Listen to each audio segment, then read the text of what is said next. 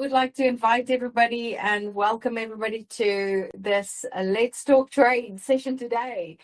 Welcome. Hi, Beka. Lovely to have you here as well today. It's nice. Looking forward to our chat on customs post audits and the project. Yes, it's great to be here, and what is better than talking about the cross-border trade and what entails when it comes to post-clearance audit from customs perspective. So it's lovely to be here. Awesome. So I think all in all, today is all about a post-audit clearance as our first Let's Talk Trade. So please bear with us if there is a few hiccups along the way. It is our first webinar, and I hope the first of many to come. So in essence today, guys, we want to talk about a situation, projects that we've been involved in, and elements that you can learn from what do you do when customs come the day, knock on your door, and you get a request for a post audit.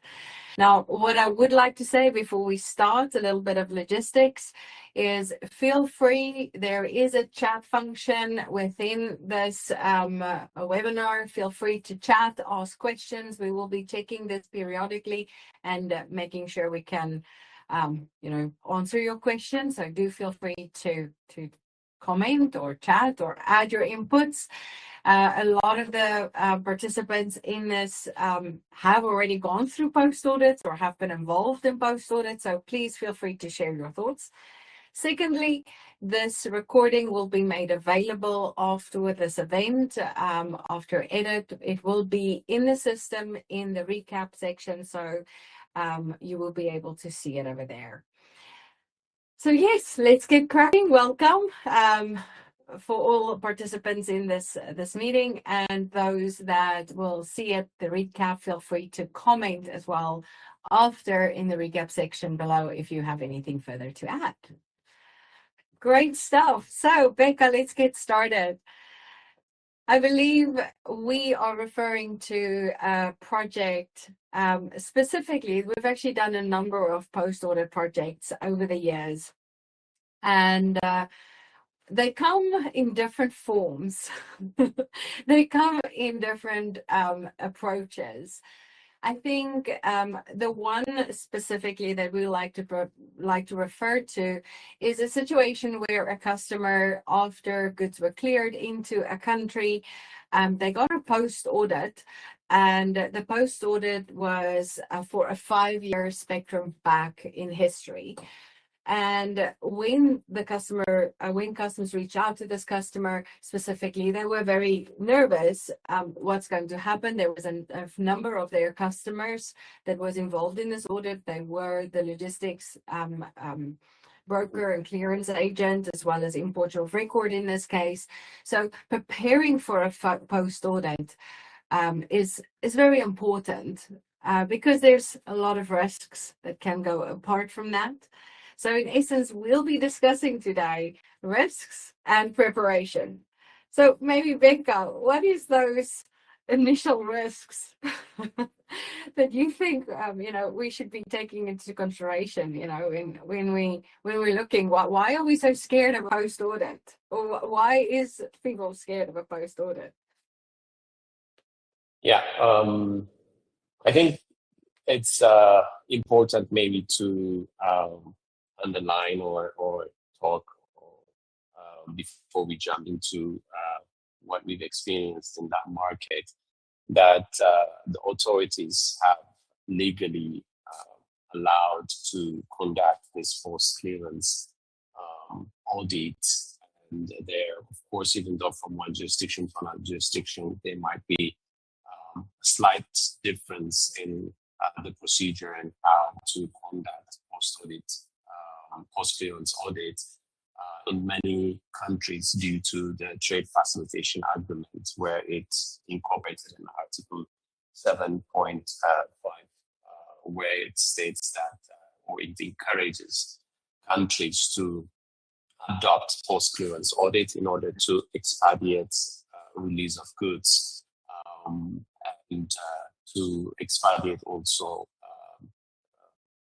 goods flow into the country and make sure that the bottleneck at the border will be less and less unless there is smuggling cases or a criminal activity is suspected. So in this case, in the market that we faced, where our client faced post-audit, the authorities have cited the right law and provision, and they provided notification to the broker or the importer of record who was on the ground, and provided also the scope of what that audit will entail and for how long the documentation is needed. And often the post-clearance audit is also linked with a provision that is found in customs legislation, that is document retention or data retention period, right? In some jurisdiction, it might be 5, 7, or 10 years. So customs might work within that window and any time can do the auditing. So some of the risks that we can see is, or what we've seen and observed, not only in this specific case, it relates with classification challenges or issues where there is a frequent fluctuation on the same product, classifying it differently. Just to give you an example, one is importing a medical equipment. It is a monitor. It looks like a normal computer monitor, but it has some features in it that makes it different from a normal computer monitor. But the broker was classifying it. I'm not talking about this specific market, but another market, classifying it as a normal standard IT monitor. Of course, when the post-clearance audit was done, there was a difference in the tariff.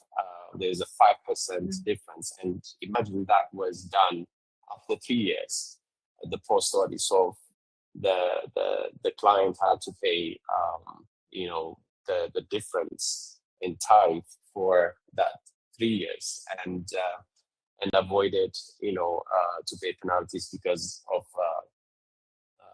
how they approach the case. Another issue would be is valuation. If you don't have a proper justification or policy behind it, why specific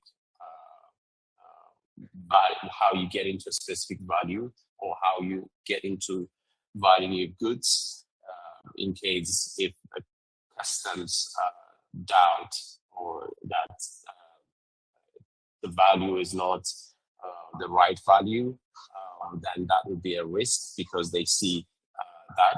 And often also if there is a rapid shift, right, in valuation or in valuing one goods on one specific good, that might be also focus. Another one maybe you can talk about, Dorothy, is when it comes to valuation is transfer pricing, right? At times one can value the goods when they are related parties or when they are companies. The value can be different from what they are sending into that specific market, and they forget to adjust in the customs declaration and so on, and that might be also a risk where customs might flag and check. So all these different areas like classification, valuation, origin, and other also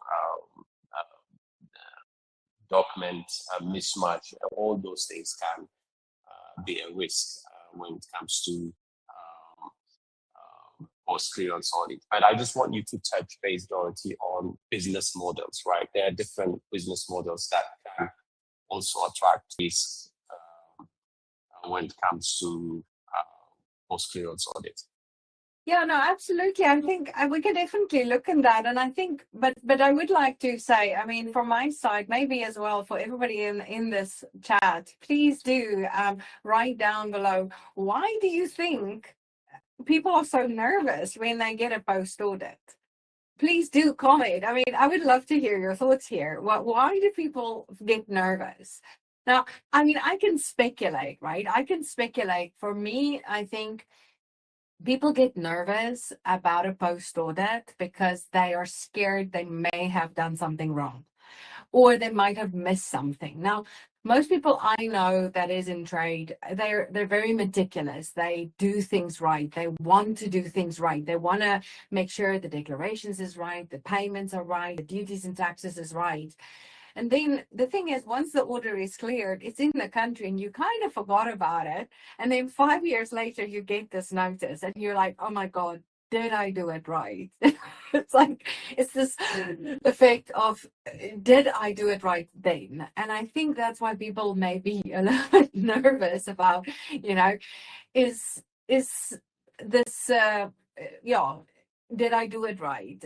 Is this the right thing? Or I don't know. So I would love to hear your thoughts here on why you guys think it may be, why people are nervous, because every single time customers got a post audit, we saw them nervous. And maybe to your point, Beka, there's some risks. There is this valuation gets reviewed. Classification gets reviewed, the process gets reviewed, and I think it's an element of potential financial. There, customs is looking at you, and they may want money. It's a post audit is a tactic that could potentially be used by governments to obtain revenue other than the duties and taxes that they've already obtained on imports. It may be another tactic of them to obtain revenue. But I don't think post-audit, honestly, is necessarily used primarily for that purpose. So in essence, I think being prepared for it can help you mitigate the risk exceptionally, so a lot and so forth. But yeah, there are risks, definitely. So Beka, before we move on to business models, what do you think? What do you think? Why are people nervous? I mean, we're just humans, right? Yeah, I see Patrick's comment here in the chat room. Thank you, Patrick, for that. And I think I lean to what he's saying. They're not prepared, and the documents, they don't know where they are. But I think we often in our profession talk about proactive compliance, right? Where one needs to have kept their records and data or documents, in a meticulous way. And one needs to have also a defensible classification or defensible valuation methodology and proper, origin documentation, especially if one is claiming preferential treatment to pay, less tariff or lower tariff or zero tariff. If you put your house already in order, right, and you have taken compliance seriously and gone through, each documents are put properly and it can be easily found. And also if you have the justification in the policies and the defense documents for classification, origin, valuation, and any other things, you will not worry, because by the time you get a post clearance audit, it's not going to be a crisis. It's not going to be a time for worry or fear or so on, even if it is the authorities are coming into your building or into your business. So it will become, if the house is in order, it become another administrative task that one will check in. So yeah, I think I would say we often see the authorities as they are coming to attack us, or they're like our enemy. They're coming here to write a demand notice and revalue everything that we've, paid, and now need to pay really a bigger amount, and that's some of the reasons why people panic or feel they're not well prepared for post-clearance audit, and also not knowing what is their right is also be the reason why they are in panic, or they feel like they're in crisis, because they have some rights that they have. One of the rights is properly be notified, and also the authority needs to tell them what is the scope, what it's going to cover.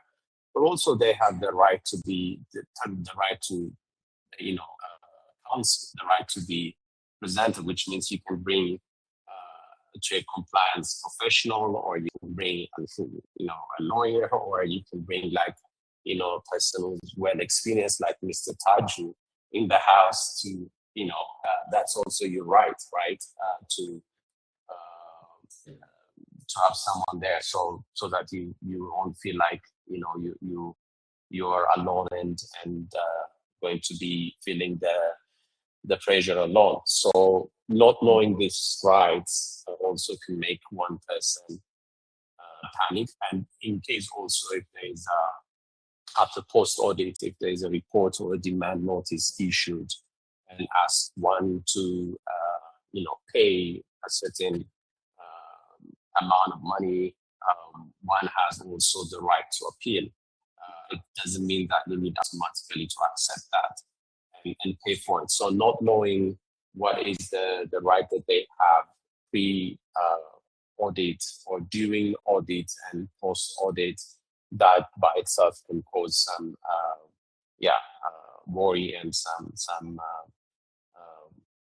feel of crisis or something like that. So these are the things that I would say make one person or one company, one organization to fear PCA post-clearance audit.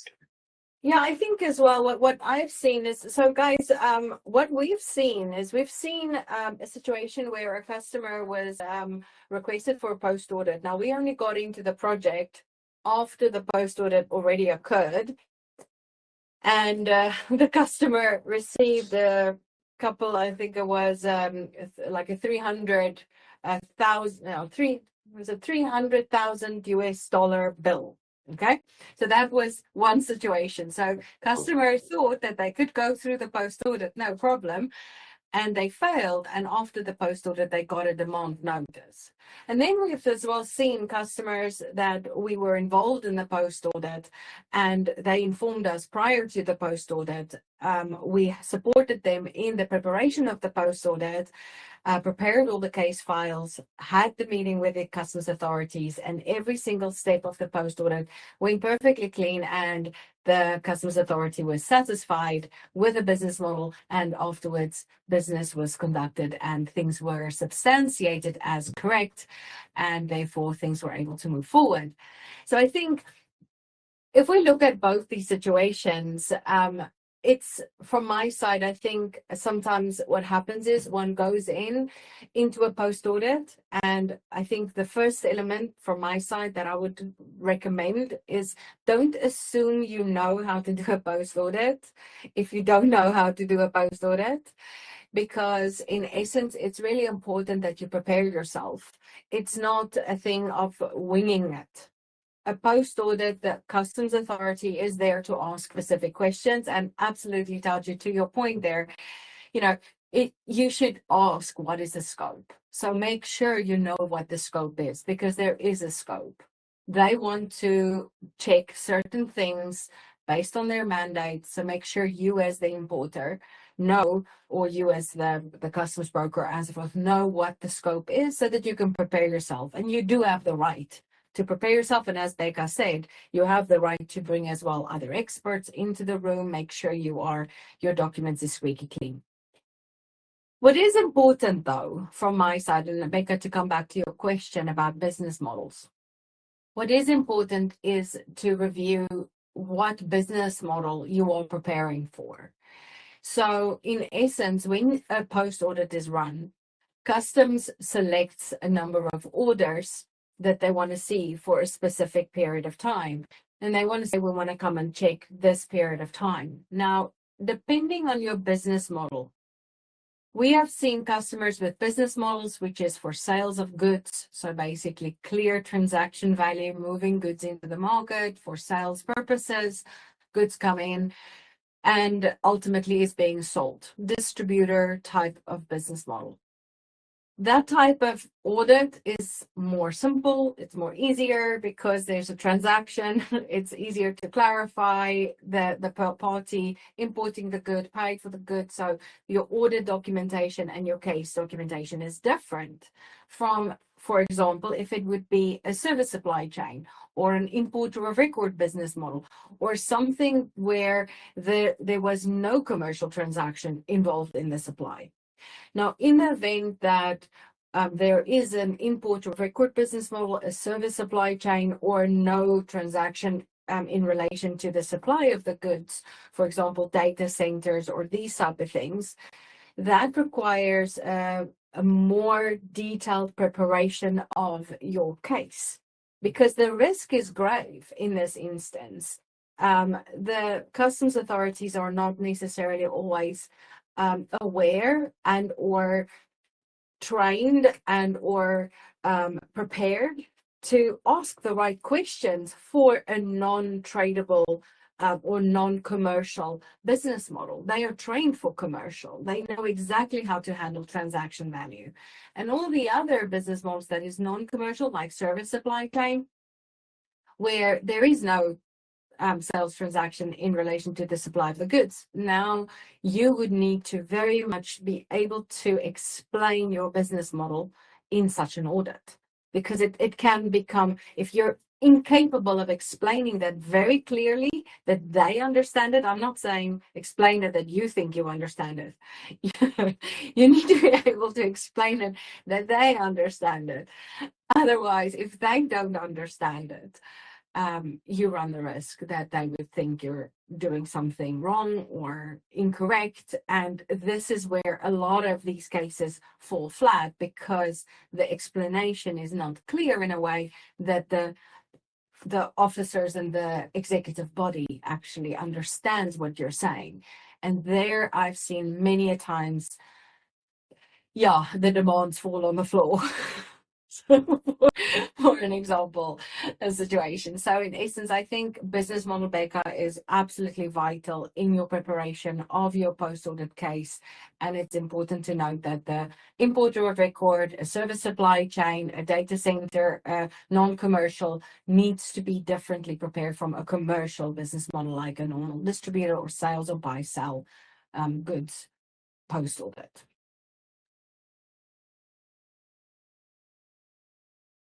So I think, what we will do, so I think let's summarize the main risks. Your main risks, guys, as we will now slowly go into how do you prepare for it. Your main risks is basically failing the audit, failing the audit and getting a demand.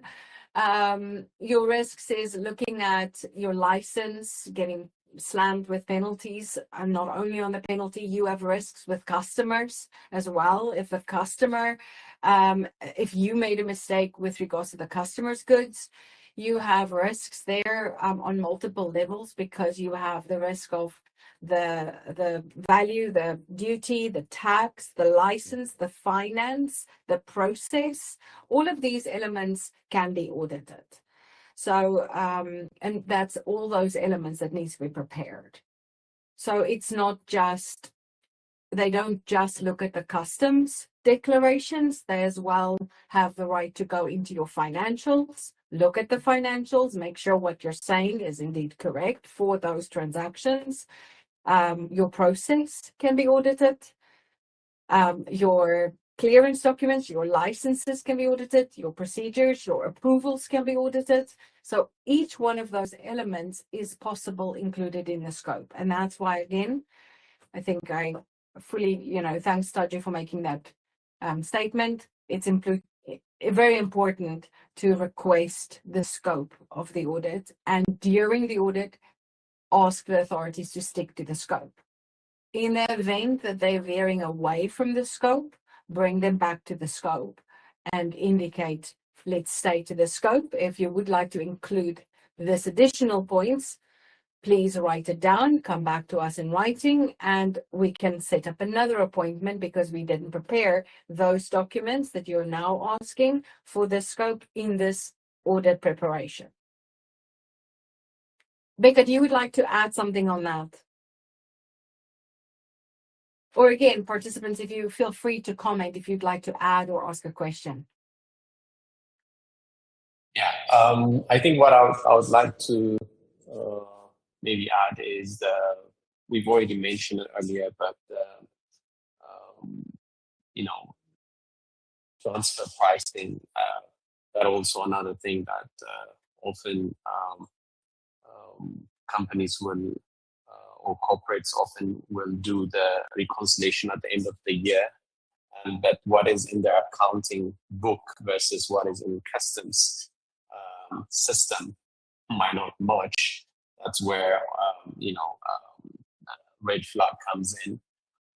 But another, I think, important thing, if one is a manufacturer or a distributor using a partner on the ground, a broker or IOR, and that broker or IOR is under audit, and you are not per se under audit, and they have many clients under them. If they are, for one or another reason, they are under audit, and you might end up being dragged into that audit because your products also will be audited because you are a part of the getting the service from their side. So it's important to make sure that what you have with your partner in terms of your contracts, in terms of your SOPs, in terms of your KPIs and all that is watertight, so that if, post-audit comes, even if it's not because of your classification or your valuation issue, you know that the broker is compliant or going in the right direction. So that's another thing that I just wanted to highlight. Perfect. Yeah, I would say, what is the so thanks for the comment, Patrick. What is the highest risk for a company if they fail the post audit?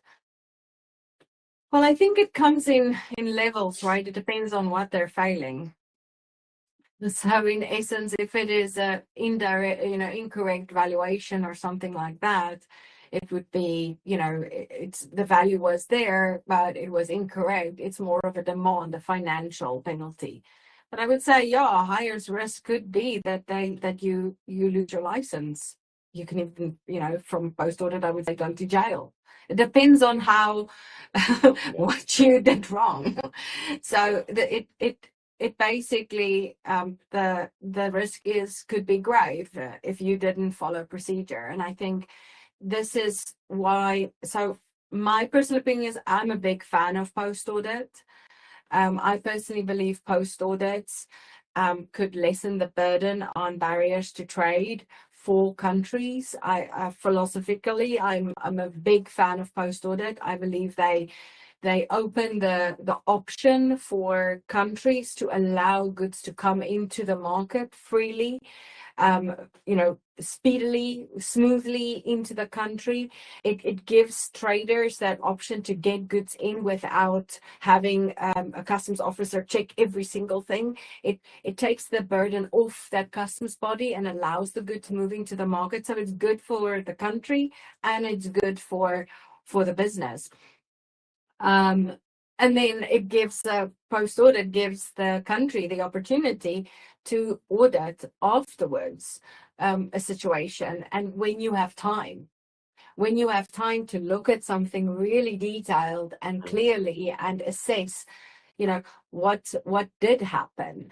And in the event of a post-audit, a compliant supplier will go through it really squeaky clean. And the non-compliant suppliers will be able to be caught. And that's why I love post-audit. You can correct the inaction. You can penalize 3-4 times, if depending on what your legislation allows, for things that are wrong. And I think I love post-audit from that perspective, because it is a vehicle or a tool, instrument that could be used to really help our nations become better. It can help our businesses learn, and it can help our government officials really apply tools in a strategic and a repetitive way that can make our countries, especially in the developing markets, much better. So yeah, I think thanks for the question, Patrick. Yeah, I think the highest risk is well jail possibilities for the individual, the company owner, and so forth, that comes out of this things. And I that's think on that point, Dorothy, maybe if I may add, especially in the time where we are in, e-commerce, right? The goods that are require speed delivery to the end user and customers, even cross border. If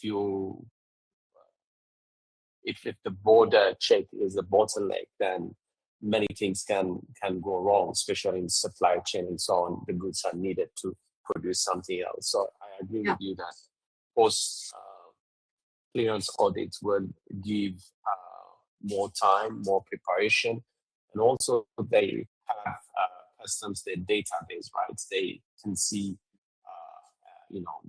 and use the data to see trends, see outlier data, and all that, and get prepared well and go for the audit. But I just want to mention from the emerging market point of view, from country like mine, Ethiopia and so on. I know and understand often customs think that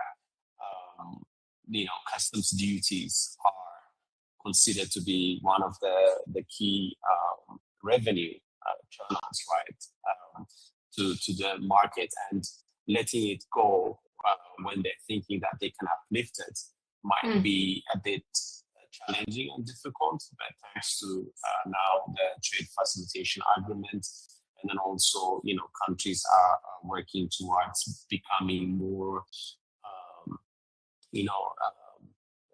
business friendly and investor friendly and so on. They I think are slowly shifting in the emerging market to conducting and going in the direction of post-clearance audit, and also trying to use the data system and becoming more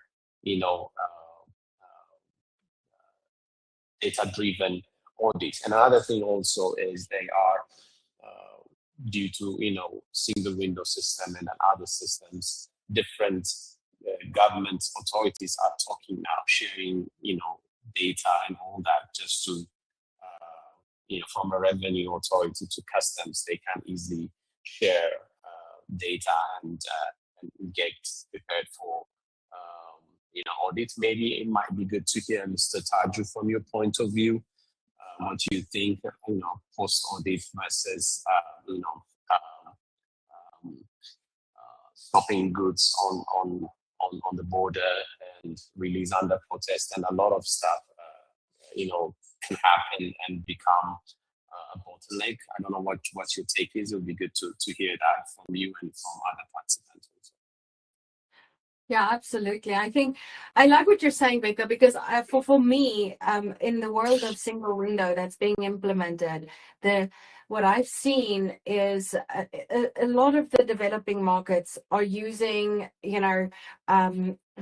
sometimes fictitious sources for their data points, right? And I think the more countries will start focusing on post-audit, the higher the probability is for them to fill their own databases with accurate data, and which they can then benchmark against. So that's another reason why I'm very much pro post-audit, because instead of uplifting at the border, you get the real data point on there, and then you can, from there, once you get the real data point, you have your own internal database to see outliers, to be able to see, when a value is completely low, and then you can have that discussion on a legitimate basis and a massive penalty if required. So in essence, exactly for that, it allows us, especially in the developing markets, to fill up our single window databases. So I'm very much, that's another reason why pro the process itself. And I think that should be the direction where countries should go, because if the operator, right, if the person or the company who's importing into a given market, nowadays there's this tool called advanced ruling, right? If they're not sure, they can use that and get a ruling from authorities, customs authorities, and get into the market without much of a worry. And later on, in case during post-audit, if they are asked, how did you get into this value, then you can use the ruling to say, this is your own document, and that can be also justification. So already there's that type of provisions in customs laws and so on. So I don't know. It's not really per se, unless it's smuggling or crime activities and so on. You don't need to really stop it on the border, and there's a post-clearance audit could be conducted, and all the benefits that you mentioned are for the government and also for for the country at large. And I would like to say, we've talked now a lot about risk, but there's a big benefit of a post-audit to a party that has gone through a post-audit. And before we go into the preparation of how do you actually prepare yourself for it, the fact is, if you've gone through a post-audit with the government authority on a certain set of data, it creates such a strong precedent case for you to say that you are right. Because not only have you gone through it, you've been trialed, you've been tested, the government did ask the questions that needs to be asked, you answered the questions in a way that agrees with the government, it creates a total alignment. And therefore, if you continue with that practice, you have therefore a data point to say, but you were in agreement, you were fine with all of that, therefore we continued with this. There should be no reason for further, questions. We've just continued with the same thing. So it does create a beautiful precedent situation for you to say you do everything right. And it lowers risk on future audits, and it lowers risk on future inspections, and could even be used in any situation when there's a query at customs to bring up your audit notification, your audit, and say, we did this already with the post-audit, and they said it was clear. So you can even use some of these things operationally. So I do think there's a big benefit, not only for the government, not only for the country, but for business in itself as well, to use this instrument. Okay, so yes, Beka. I think Patrick is asking the question that could be a very good segue to the next one. How do you prepare for it? He's asking, what do you advise, or advice you give to a company facing a first customs post-audit? Yeah, you can take it over, Dorothy. Yeah, what are the things that they could do? Exactly, and as well that thanks so much, Patrick, and please do do comment below if you have questions that you would like us to answer in this chat. Thanks so much, Patrick, for your questions. Yeah, I think from my side, I think there's 3 different levels of preparation here, right? So in essence, I always would look at it from the shipper. So you have the shipper, the importer, the broker. It's for me 3 different elements. And if it's a service supply chain, again, as we said in the beginning, you need to look at business model. Who is the owner of the goods at the point of post-audit? Because this is very important. Those goods that went through customs, who owned them?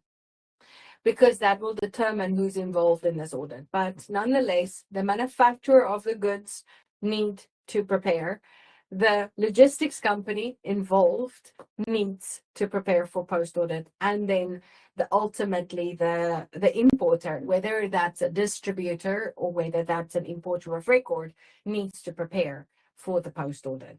And that is basically, each one has their roles and responsibilities when preparing for a post-audit, because each one fulfills a specific responsibility. They say they take on a role, and in that role they need to do certain things. So let's go to the easiest one, in my opinion, the logistics organization. They are required to make sure that the duties and taxes are paid, that customs declaration is declared and correctly completed in accordance with the information that they received either from the importer and or the manufacturer in the shipping documents. So in essence, for all brokers, clearance agents moving goods into the market, paperwork. It's all about making sure your paperwork is complete. Every single order is stored for the length of time that the goods or the paperwork is required to be stored. In essence, and if the country is still requiring physical storage of the paperwork, then you need to comply with that requirement as well. But in essence, making sure that every single order is very, very squeaky clean, that your licenses in relation to that order is kept organized for that period, and only destroy documents when the period has lapsed. And I would say from my side in the preparation, then, so we look documentation, so logistics. Importers, obviously is the importer on whose license goods are being imported. So the importer has other elements to consider as well. They have to consider representation. They have to consider their own license. They have to consider, did the broker do it right? So in essence, I would say in this instance, during the customs clearance process, make sure that you don't just trust your broker. Make sure you get a copy of that so that you can double check, did they do it right at the time when they did it, so that you can correct it for in case they did make a mistake. It's better to correct it at the point than to find it out in the post-audit. So your license has to match the documentation from the broker and make sure that every single file is really cleanly organized. And then with regards to the manufacturer is the other part. So every single line on that has to do with product certification, product licenses, product permits, the right to import or ship this product to the country of importation where the post-audit would then perhaps take place. But the valuation, the classification, the origin. Now, a lot of times the importer, if it is an importer of record, does not have always necessarily privy to the valuation policies, the classification policies, all of these things at the time of shipment. But it's so important as an importer of record to make sure your customer has these things prior to shipment, that they know exactly how their goods are valued and why, what valuation methodologies have they used, what classification rules did they apply, how does this work, so that if you have a post-audit, they are obliged to bring that to the table. And if you are the manufacturer, you need to make sure you have those things on record, that it's not just a fictitious, oh, we have a valuation methodology, we ship cost plus X, which is not a valuation methodology. You have a valuation methodology that is based on the WTO customs agreement. And you have all your policies in place. The best scenario for a case audit is that all three of these parties have all the documentation. Wouldn't that be great? But I very rarely seen that in a post-audit. So in essence, the best case scenario is if the manufacturer has all this documentation for 5 years that they receive from the importer and the broker has all the information that they receive from the importer and the manufacturer, and the importer has all the information they receive from the manufacturer and the broker. But I've very rarely seen that. So in a audit, generally, these three parties needs to work together because they all can be queried and the information they possess in their hands is required to build the first piece that is required, which is the case file. So how do you prepare? The best way to prepare for a post-audit is to operate clean and to have every single shipment cleanly documented. Your operations is the way you prepare for a post-audit. The cleaner you operate, the cleaner you're prepared. Before I go into the next element that discusses case file and, you know, the elements that you need to prepare for your case file, I think that's really the first element is operate cleanly and make sure all your documents is in order during your operation. And then I would like to read what Zach and Taju has said here. Maybe Beka, yes, maybe you can add something. I think I've just seen Zach's question, a very good question. He's asking that, you know, how are there any specific trigger points that initiate audits, and then, you know, how can you be proactive and then avoid coming into their radar, right? What are the things one can do? That's the question he asked. I think some of the things that come to mind is it's important to understand that they have customs their database, and nowadays they are actually incorporating AI to pick some anomalies in terms of, you know, classification anomalies, the HS code volatility. They check if you are classifying goods frequently in the same goods differently. They flag that, and also sometimes they see and check in their database for similar and identical goods. You are declaring if the price is not, you know, in the same range or in the same aspect, so they see it as a price outlier for the same products and goods. Of course, they might not know, as you said, Dorothy, whether it's the business model is sales or you know, non-commercial, like the service part. But another thing also, one needs to really careful, as I said earlier, is to make sure that you have a very tight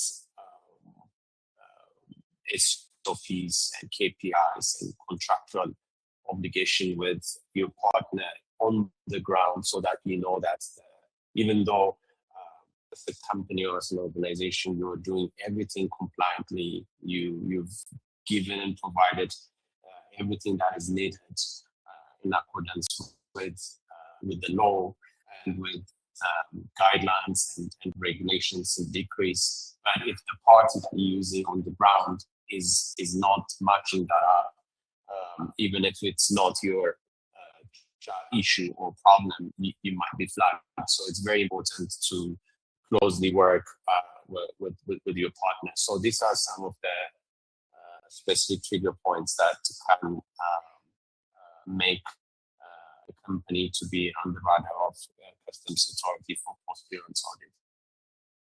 Yeah, maybe okay. If I can answer that question a little bit tongue in cheek, a little bit, you know, naughty. There's nothing to really to try and to avoid with regards to getting onto the radar with them, because if you prepare yourself, there's nothing to fear at all. But there's two ways definitely to make sure that you don't get onto the radar, right? The one way is to stay small. Just don't ship a lot. Nobody would want to post-audit you if you're not big. So just don't grow. No, so that's a joke. And I think so, all in all, generally, you start getting onto the radar when your business gets bigger, right? So so in essence, it's as well a stamp of approval that you're being somebody, you are something, you're a force to be reckoned with, right? And the government is interested in you. So don't see it as a negative thing. It's as well an interest. And what I've seen is when post audits happen and when we have those discussions with the customs authority, every single time we were involved in the post audit, there was a stronger relationship between the importer and the customs authority. They walked away very much liking one another, wanting to do business together. So I think it's an opportunity to build that bridge. And it's really wonderful. The second way to avoid getting onto the radar is don't pick a fight. So this sounds now again tongue in cheek, but a certified way to trigger an audit is to pick a fight with the authority, because that is one certified way. So in the event that you disagree with them, now I don't say don't disagree with them if you know you are right, but in the event that there is a customs dispute, in every single customs dispute that we have fought for customers, and we've won hundreds of them, it was triggering a post audit. Because a dispute is an opportunity for a customs officer and for the business to make sure we're in alignment. So if you don't dispute, you don't get a post audit. But the thing is, not disputing things, if you know you're right, is then as well not a good thing. So meaning, know your rights, know what is what you stand for, and stand up for that. Do what is right, and then as you stand up for them, basically. So what I mean is, we've had customers where customers would evaluate their goods 10 times the value, and they would dispute that and say, no, you're wrong. The value is correct. The declared value is correct. Your assessed value is wrong. And every single time that happened, a post audit was triggered. Now, of course, that's a clear trigger. You will get a post audit in such an instance. But if you're prepared for it, the probabilities are in every single case we did that with, the government was wrong and the case was substantiated, and the government in the end accepted the assessed value and made sure that moving forward, the customs trade was clean. So post audit is actually as well a useful thing. So how to not trigger it? Don't do business, don't grow, or don't pick a fight. But in essence, I would say rather prepare. and I think then maybe Beka, love it. Simple, consistent, compliant. Yes, love it. Thank you. Exactly. And I think so. If we really wrap it up, I think all in all, if we look at how do you prepare, you have to take to the case. One, you need to bring your documentation or have the documentation available on site, because what they do is they come to your facility and they pick randomly orders from what they want. Then you need to prepare your case file. What I would recommend you to have in that case file is your business model. What that means is a document that describes your business model. How do you operate? What do you do? What is it explaining your business model? So if it's an importer of record business model, have a letter explaining it, and in your back pocket, not immediately available, but you should know where it is the laws and regulations that justify why you can do what you're doing. Secondly, making sure you have all your financials there, knowing why you did the financials, because they are there. They may look at it, but know why you did it right. So having that element right there. Then with regards to your customer, for every single order, there is a valuation, there's a classification, there's an origin.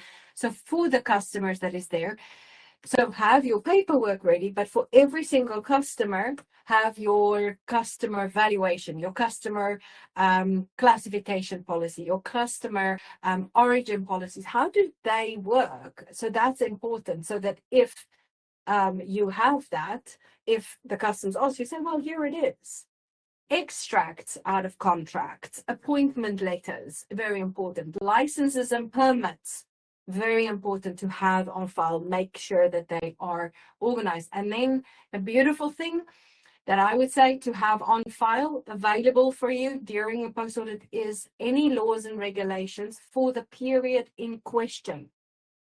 Do not allow them to apply law, retrospectively, Meaning, if a current law is in place and it was changed in the course of that time, the shipments that was imported under the law needs to be assessed under the law under which it was applied.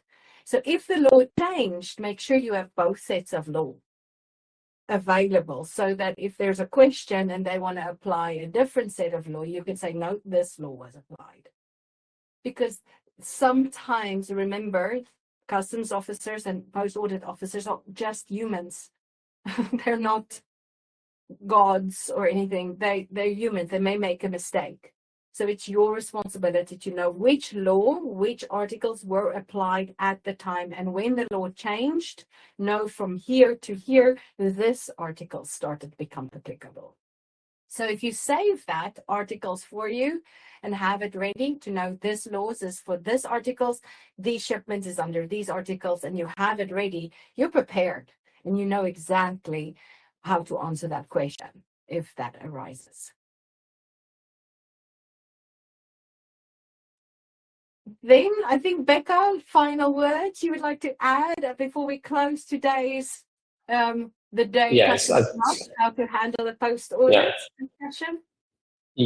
Yes, I think you've covered most of the things that I would like to say, but it's important to understand the scope of the audit from the notice of audit that one received, so that you can be prepared well and also understand which years are covered on the audit. It's also important to remember the document retention period on the law. If they're asking outside of that window, you're not required to hold it or have it based on the law. And I think another one is it's always important to remember there might be two dual track, right? One is the financial track, the other one is the physical track. You always use the paperwork like that, Dorothy, if you remember, like for paperwork, the physical track. I mean, do you have your proof of the goods flow? Do you have the airway bill? Do you have the commercial invoice? Did you declare well? Do you have, the warehouse receipt, if there is any? That is very important. That's the physical track of how the goods flow into the country. And the other one is where often customs and revenue authorities are interested in the financial track, yes. Where you need to prove the money flow, right? Like, you need to show was there a purchase order? Did you wire the money transfer, bank statements? All that needs to be connected into your customs invoice or to commercial invoice and all that, so that by the time they ask, the financial track is matching the physical track of the goods coming into the country.